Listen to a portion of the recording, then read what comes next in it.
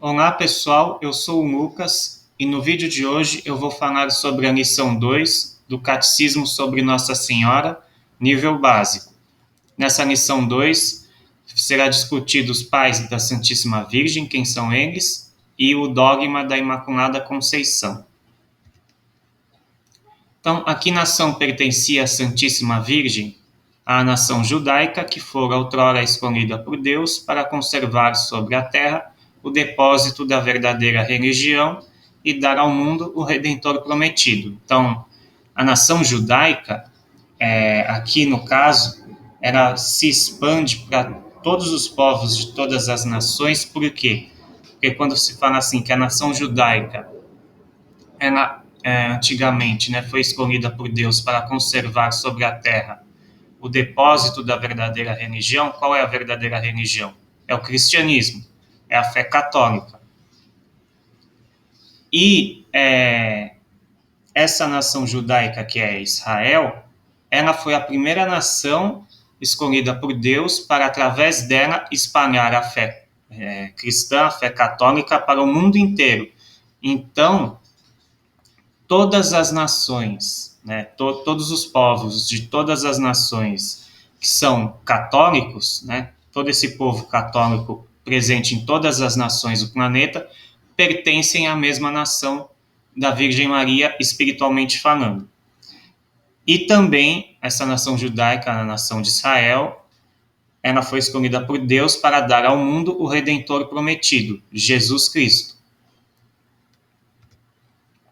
Então, como se chamavam os pais da Santíssima Virgem? São Joaquim e Santa Ana, ambos recomendáveis pela eminência de suas virtudes e nobreza de seu sangue, porque eles são da linhagem real de Davi, da família de Davi, do rei Davi.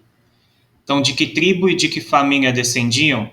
Tribo de Judá e da família real de Davi, mas levavam vida pobre e obscura. Por que permitiu Deus que a glória da família de Davi fosse... Por que permitiu Deus que a glória da família de Davi fosse assim obscurecida no pai e na mãe da Santíssima Virgem?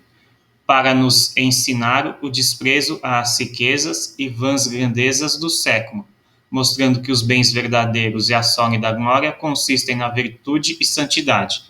Então, aqui é para mostrar o seguinte, que não interessa os bens materiais e as glórias que você pode, as glórias mundanas que você pode obter de ser um rei, de ser um governante, de ser uma pessoa famosa, de ser uma pessoa que influencia muitas pessoas, que você tem um grande poder neste mundo, de dominar, de poder fazer o que você quiser, de você poder mandar e desmandar e as coisas acontecerem, as pessoas te obedecerem, tudo isso é vão, são grandezas vãs, mundanas, que não servem para nada, porque a hora que você morrer, você vai ser julgado por Deus, e aí você vai ter que prestar contas para ele, e aí não tem jeito. Se você não obedeceu como deveria obedecer, vão ter consequências. Pode ser o inferno, pode ser o purgatório. Se for o inferno, você está lascado. Se for o purgatório, bem menos mal. Você vai sofrer ali no purgatório, mas depois vai para o céu, tudo certo. Mas, enfim, as grandezas desse mundo não significam nada porque todas elas passam.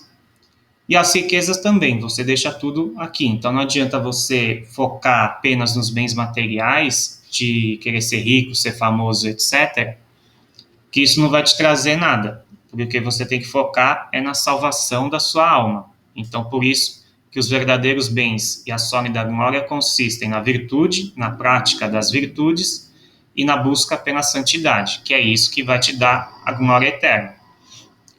E aí, obviamente, que ela, por ser uma glória eterna, não vai passar nunca, e é esse o objetivo de Deus, que a gente obtenha essa glória eterna através da prática das virtudes e busca pela santidade.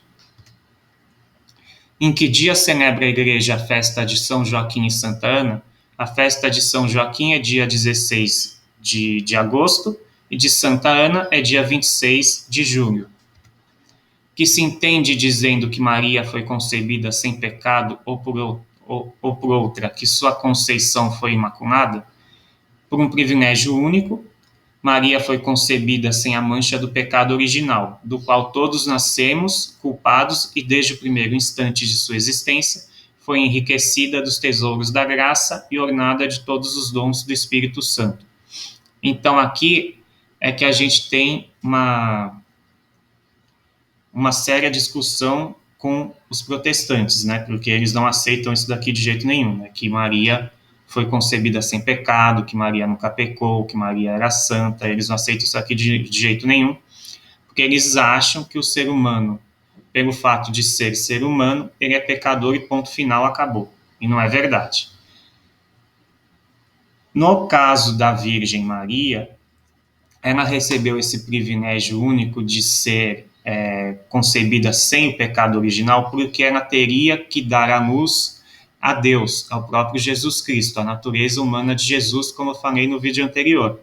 E essa natureza humana de Jesus não poderia jamais ser manchada pelo pecado, porque seria a natureza humana que seria tomada totalmente, 100% unida, né, à natureza divina da segunda pessoa da Santíssima Trindade, que é o Verbo de Deus. Então, não teria como essa natureza humana ter pecado. Para essa natureza humana não ter pecado, obviamente que quem a geraria não poderia também ter pecado. Então, por isso que Maria recebe esse privilégio único de Deus de nascer sem o pecado original. Então, Maria, além de nascer sem o pecado original, ela também, por conta disso, de não ter o pecado original, ela não só era incapaz de pecar, como ela também não tinha inclinação nenhuma ao mal, ela não sofria nenhuma tentação. E por conta da dignidade de ser a mãe de Deus, é que ela foi enriquecida dos tesouros da graça e ornada de todos os dons do Espírito Santo, já desde o primeiro instante de sua existência. A que grau de santidade já uma graça tão abundante elevou Maria? A um grau incompreensível para uma inteligência criada, pois esta graça foi proporcionada à dignidade de Mãe de Deus, à qual Maria era destinada, e que é como infinita. Então, Deus acumulou a Virgem Maria de inúmeras graças, várias graças, imensas graças. Por quê? Pela dignidade dela ser escolhida a Mãe de Deus. Ela foi feita para ser a Mãe de Deus. Ela foi criada por Deus com esse intuito de ser a Mãe de Deus. Então, ela teria para isso que ser o depósito de todas as graças de Deus para depois distribuir todas essas graças para os seres humanos. É assim que a providência divina quis. Por que foi Maria preservada da mancha original? Por ter sido escolhida para ser a Mãe de Deus. É a conceição imaculada de Maria verdade de fé católica? Sim. A 8 de dezembro de 1854, o Papa Pio IX decidiu e proclamou em presença de mais de 200 bispos que Maria não fora manchada pela culpa original como os outros filhos de Adão. Isso daqui foi a oficialização, na verdade, de um dogma que todo católico, né, a Igreja Católica sempre teve como certeza de fé, né? Sempre teve como verdade de fé. Sempre os católicos viram em Maria que ela não tinha nunca pecado, que ela era imaculada, ela era extremamente santa e pura, né? Santíssima e puríssima. Então, só foi uma oficialização mesmo de um dogma que todos os católicos já sabiam. Em que dia celebra a Igreja a festa da Imaculada Conceição de Maria? Em 8 de dezembro. Qual foi em Maria o principal efeito deste glorioso privilégio? Preservar Maria não só de todo o pecado, mas também de toda a inclinação ao mal. Então, como eu já tinha falado anteriormente, não só Maria não podia pecar, ela era incapaz de cometer um pecado, como ela não tinha nem a inclinação para o pecado, ao mal, ela não sofria nem tentações. Preservando Maria do pecado, isentou a Deus também dos sofrimentos e da morte? Não, somente do pecado, pois o pecado é o único mal verdadeiro. E aqui a gente vê o quanto que Deus odeia, detesta o mal.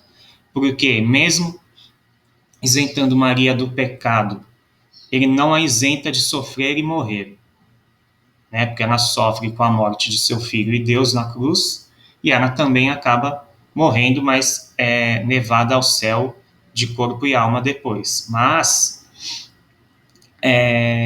isso mostra o quanto que Deus odeia o pecado. Quer dizer, ele permite com que Maria, que é a mãe dele, possa sofrer e morrer, mas ele não permite com que ela peque. Ou seja, o pecado para Deus é muito pior do que qualquer sofrimento nessa vida e muito pior do que a própria morte, muito pior do que a nossa própria morte. Então, isso é uma boa reflexão para que a gente evite ao máximo qualquer tipo de pecado, seja ele leve e principalmente os mortais, os graves, né?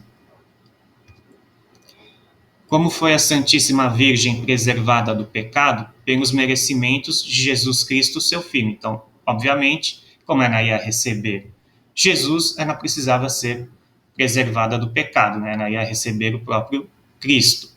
E aqui também é uma analogia que a gente faz, né, com relação à comunhão. Se a gente vai receber Jesus, é bom que a gente esteja com a nossa alma o mais purificada possível, passando pelo sacramento da confissão, principalmente, né? E se estiver, né, a pessoa estiver em pecado mortal, ela tem obrigatoriamente que confessar para ser perdoada desse pecado mortal, dos vários pecados mortais que ela possa ter, para aí estar em estado de graça, em amizade com Deus e poder comungar. Então, é bom que a pessoa confesse antes de comungar para estar com a alma bem limpa de pecados, né, o máximo possível, para poder receber Cristo da melhor maneira possível. O ideal seria isso. Que ensina este procedimento de Deus para com Maria, mostra o quanto Deus detesta o pecado e o cuidado que devemos ter em não cometê-lo, evitando tudo quanto pode manchar a pureza de nossa alma e corpo. Então, novamente, demonstra o quanto que Deus odeia qualquer tipo de pecado. Claro que quando o pecado é venial, a pessoa não perde a amizade que tem com Deus, então basta ela se arrepender que já está perdoada do seu pecado, mas isso quando ele é venial, quando ele é leve. Quando ele é um pecado mortal, aí somente com o sacramento da confissão, confessando para o padre te absolver, e aí Deus te absolve no céu, e aí você paga a penitência, está livre também do purgatório. Se comungar e não tiver mais nenhum pecado, e você acabar morrendo no instante que, logo após ter comungado, você vai direto para o céu sem ser julgado por Deus, porque você está livre de todo e qualquer pecado. O que se deve fazer para celebrar devotamente a festa da Imaculada Conceição da Santíssima Virgem? 1. Considerá-la como preparação à vinda de Jesus Cristo e o começo das misericórdias de Deus para conosco. 2. Lembrar-se da própria santificação pelo batismo. 3. Pedir perdão a Deus por não ter sido bastante fiel a esta graça. E 4. Implorar pela intercessão da Santíssima Virgem a graça de ser mais fiel para o futuro. Então aqui fala da santificação pelo batismo, porque, lembrando, o batismo, ele elimina todos os pecados, inclusive o pecado original, a mancha do pecado original em nós, elimina o pecado original, mas a gente sempre fica com a inclinação ao mal, por isso que a gente sofre tantas tentações ao longo da vida. E por isso que várias vezes a gente comete um pecado aqui, um pecado ali. Então, por hoje é só. Espero que vocês tenham gostado do vídeo de hoje, entendido o conteúdo do vídeo. E qualquer dúvida, poste um comentário no canal e até a próxima.